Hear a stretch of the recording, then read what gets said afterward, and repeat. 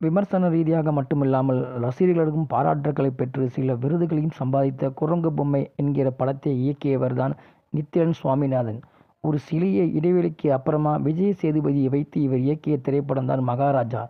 இந்த திரைப்படம் கடந்த சில மாதங்களுக்கு முன்பு வித்தியாசமான பழிவாங்கல் பின்னணியில் உருவாகியிருந்த இந்த திரைப்படம் அனைத்து தரப்பு மக்களையும் நல்லா ஒரு அந்த அந்த அளவுக்கு எல்லாத்தையுமே ஒரு கவர் பண்ணுச்சுன்னே சொல்லலாம்.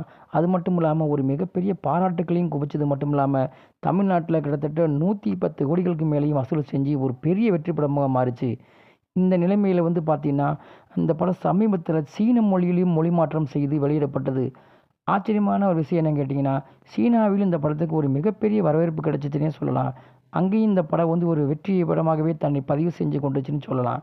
அங்கே இந்த படம் பார்த்தீங்கன்னா கிட்டத்தட்ட இது வரைக்கும் 80 கோடிக்கு மேலேயும் வசூலாகிருக்கிறதா தகவல் சொல்லியிருக்கிறாங்க. இந்த நிலையில் இந்த சந்தோஷத்தை வெளிப்படுத்துகிற விதமாக மகாராஜா படத்தினுடைய தயாரிப்பாளர் இயக்குனர் நித்திலனுக்கு ரூபாய் 80 லட்சம் மதிப்புள்ள விலையுயர்ந்த BMW கார் ஒன்றை பரிசாக கொடுத்திருக்கிறாங்க. இது குறித்த வீடியோ ஒன்று தற்போது சோசியல் மீடியாவிலும் வெளியாகி ஒரு வைரலாக வந்துக்கிட்டு இருக்குது. விஜய் சேதுபதி அவர்களுடைய திரை வாழ்க்கையில் முதல் 100 கோடி படமும் இந்த படம் தான். இப்பொழுது விடுதலை 2 திரைப்படம் வெளியாகி அவருக்கு வெற்றியமாக ஓடிக்கொண்டிருக்கிறது. மிகப்பெரிய எதிர்பார்ப்புக்கு மத்தியில் விடுதலை படத்தோட 2ஆம் பாகம்